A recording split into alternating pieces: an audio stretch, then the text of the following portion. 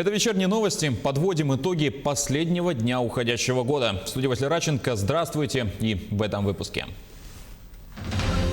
Решить проблему нехватки педагогов на северных территориях Якутии поможет региональный проект «Учитель Арктики». Проработаны не только вопросы материальной помощи, но и квалификации педагогов. Праздники начнутся с песен и танцев. Русский театр впервые подготовил для горожан и гостей столицы мюзикл, показ которого продлится все каникулы.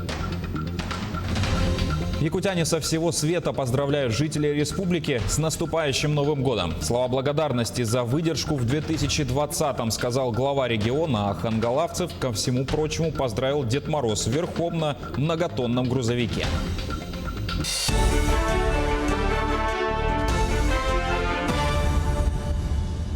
Республиканский проект «Учитель Арктики» решит проблему нехватки педагогов на северных территориях Якутии. На сегодняшний день там в школах не хватает порядка 200 специалистов. По каким направлениям ведется работа и какие преференции получат педагоги, узнала Юлия Михайлова.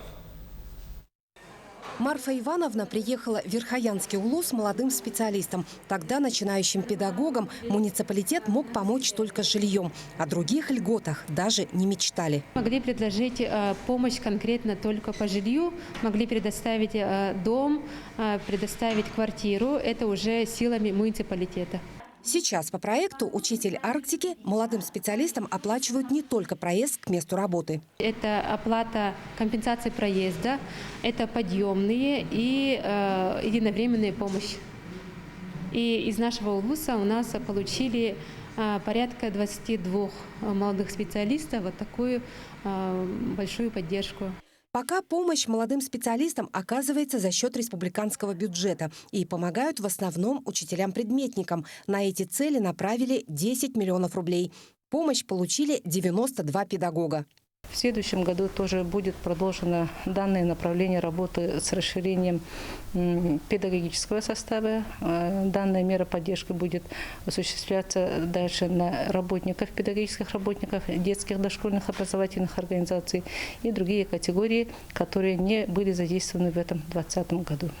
Проект «Учитель Арктики» реализуется еще по двум направлениям. В СУЗах, расположенных на территории арктических районов, создаются педагогические классы и команды из тех, кто хочет связать свою судьбу с педагогикой именно на Крайнем Севере. Еще одно направление – целевая подготовка кадров. Будущим педагогам во время обучения будет выплачиваться стипендия из средств муниципальных районных образований. Будут устанавливать свои именные стипендии, будут работать конкретно с своими выпускниками школ, которые обучаются здесь, в вузах республики, а также в организациях среднего профессионального образования.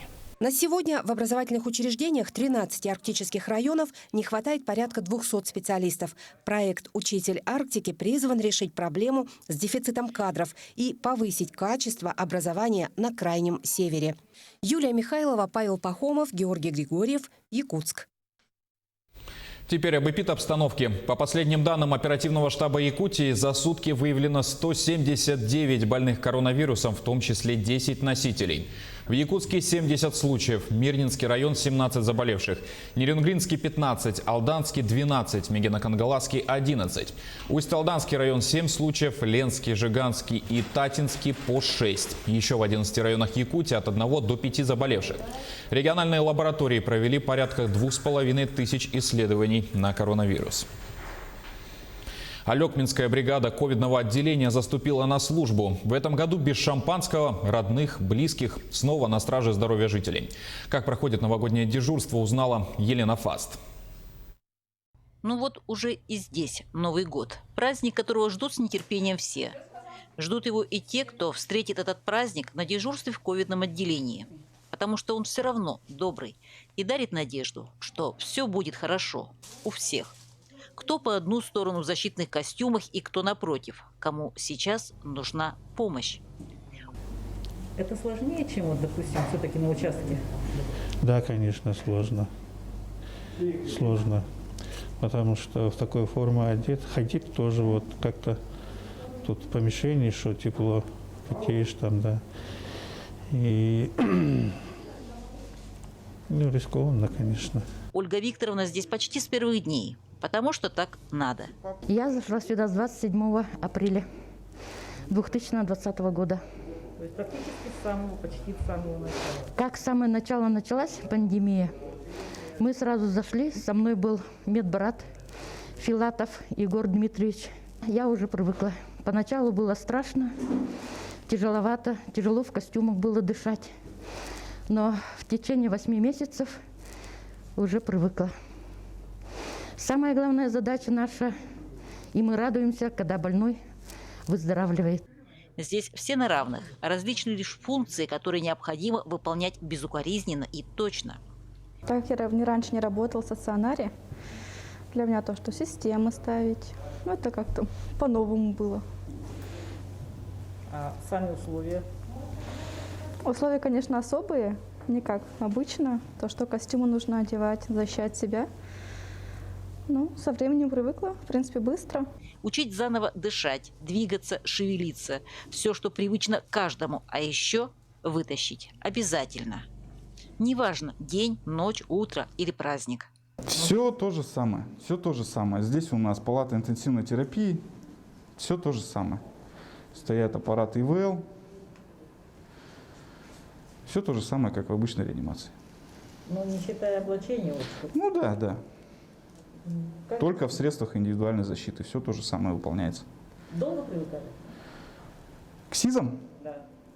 А как к ним привыкнешь-то? В них жарко и неудобно, и к этому не привыкнешь. Кстати, это не только здесь, в коридорах, грязной зоны, только бесформенные белые фигуры. Точно так же в провизоре. 5 месяцев. То есть 5 месяцев вы находились в провизорном госпитале, да. А семья у вас есть? Да, есть. Летом мы жили в интернате 2 месяца. А в последующем уже нас расформировали, и мы работали, живя из дома. Тем не менее, вот он праздник. Не болейте. Берегите себя и близких. Елена Фаст, Максим Копылов, Алекминск. В Русском драмтеатре состоится премьера музыкально-драматического спектакля «Я буду ждать, даже если вы не придете». Мюзикл готовился в максимально сжатые сроки, но актеры репетировали без выходных, и постановка получилась яркой, веселой, заводной и зажигательной. На генеральном прогоне спектакля побывал Александр Хавренко. Зажигательные ритмы рок-н-ролла, яркие костюмы и энергичные танцы. Актеры Русского драматического театра приготовили для своих зрителей праздничный подарок. Музыкально-драматический спектакль «Я буду ждать, даже если вы не придете».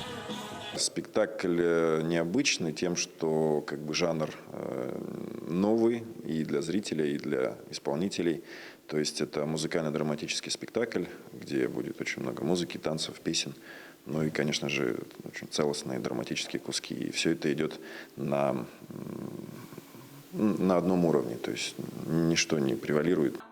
Постановка создавалась в очень сжатые сроки, и буквально за 2,5 недели актерам и режиссерам удалось воссоздать на сцене атмосферу стиляжных 60-х. Я думаю, что актерам тоже полезно было принять участие в создании данного продукта, то есть и необычно. То есть ты должен существовать как в музыкальном материале, выпадать из драматического, и после того, как спел, сразу включаться в драматическую игру. То есть это такой синтез 2 спектаклей, 2 жанров в одном. То есть это достаточно необычно для нас, для актеров. Вся история основана на любимых многими песнях группы «Браво», которые исполняли разные солисты в разные года.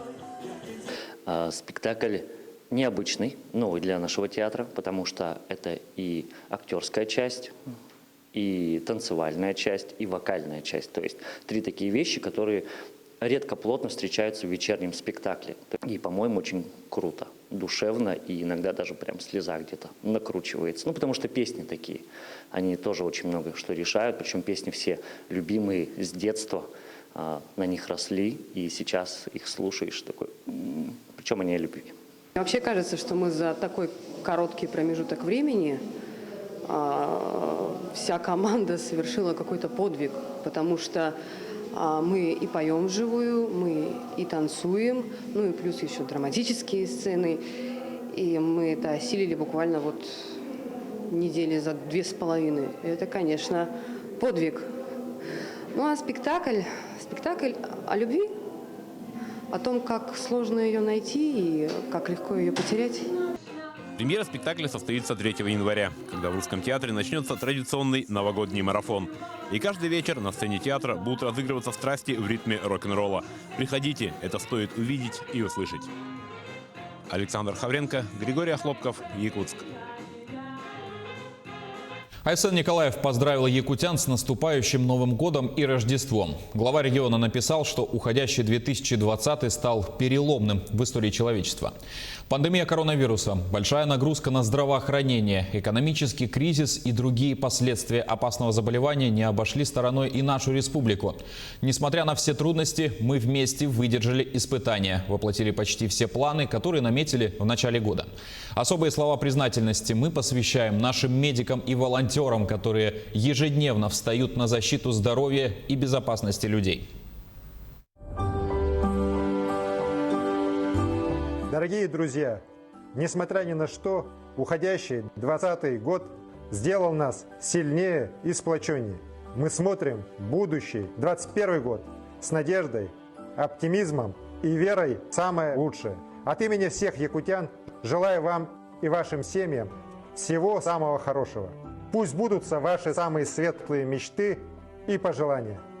С наступающим Новым годом! Пусть процветает наша великая Родина Россия! Уруй!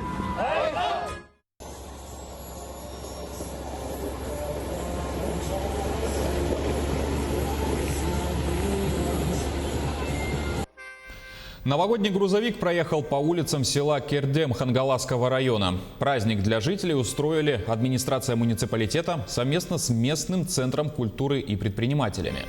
Машина с Дедом Морозом и новогодней музыкой объехала улицы села, даря местным жителям новогоднее настроение. Грузовик, предоставленный предпринимателям, украсили работники Дома культуры. Также якутян с праздником поздравили земляки, которые сейчас находятся за пределами региона и даже за рубежом. Их вместе объединил наш корреспондент Дмитрий Тымыров. Расстояние не помеха. Накануне встречи 2021 года наши соотечественники отправили нам теплые слова пожеланий в наступающем году. География обширная. Есть поздравления, действительно заряженные жаркой энергией солнца, белоснежных пляжей и тропической свежестью. Земляки якутяне, от всей души поздравляю с наступающим Новым годом.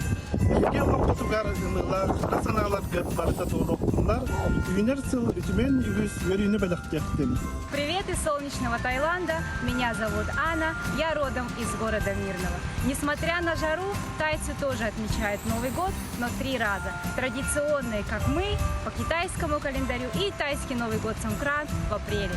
Дорогие земляки, родные и близкие, поздравляю вас с Новым годом. Желаю вам любви и добра. Самоделена. К поздравлениям присоединились и жительницы Поднебесной и страны утренней свежести Южной Кореи. Они желают якутянам отметить этот праздник в кругу самых близких, ведь Новый год в азиатских странах считается исключительно семейным празднеством. Всем привет! Поздравляю всех с Новым годом! Желаю всем крепкого здоровья, веселых праздников и исполнения всех заветных желаний. Передаем всем нашим родственникам, друзьям, землякам большой привет из Сеула! Günde sahasirin Allah'taftara, çugas jomot, doğanlarmot, biler jomot. Ehegidili gelen iher, sana jılanan ititik istendik adelermin dövüler. Çegen çeptik oğlum, jolva sırpılan oğlum. Дорогие якутяне, поздравляем с Новым годом! Будьте здоровы и счастливы!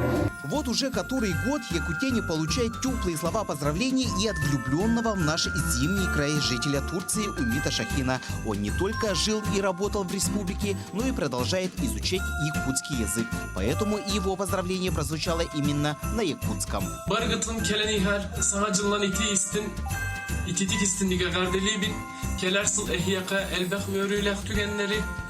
Bağarbıt bağa sanalargıt tuğlanları gar, ürdük sitihileri, biraz taptalığı onunla, yolu sorguna kaldım. встрече Нового года готовятся и земляки в Европе. Из самого ее сердца земляков поздравила студентка, которая обучается в Чешской Республике. В 2021 году я хочу пожелать вам много-много любви, радости, тепла, чтобы вас окружали ваши близкие и ваши любимые люди. Желаю же, конечно, вам всем здоровья. Берегите себя, берегите ваших близких. Будьте любимы и любите. И замыкает наш поздравительный новогодний сюжет поздравления из центральной части нашей страны. Дорогих наших земляков, жителей Республики Саха-Якутия, от имени 6-й национальной студии студентов Высшего театрального училища имени Щепкина разрешите от всей души поздравить с наступающим 2021 годом! Дмитрий Тымыров, Анна Васильева, Кристина Якупова, Елизавета Васильева, Якутск.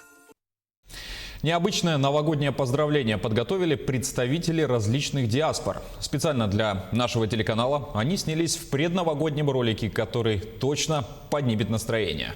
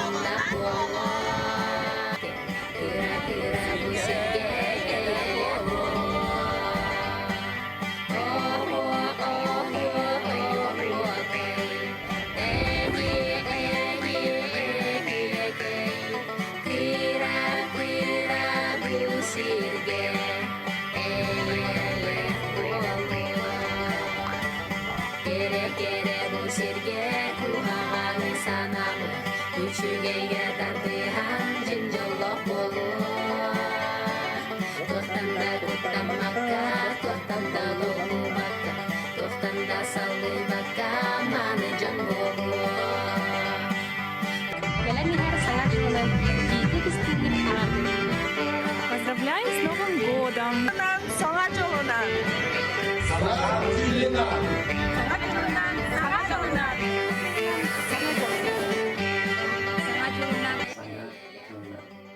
Merry Christmas and Happy New Year.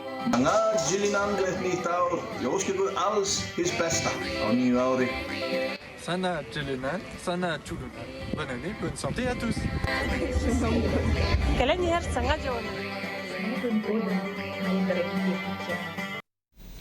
На этом завершаем выпуск. Наш телеканал поздравляет вас с наступающим Новым годом. Желаем крепкого здоровья, больше счастливых и радостных моментов в 2021 и не терять бодрости духа. Якутия-24, в свою очередь, продолжит следить за новостями и будет держать вас в курсе событий. Спасибо за внимание. До свидания.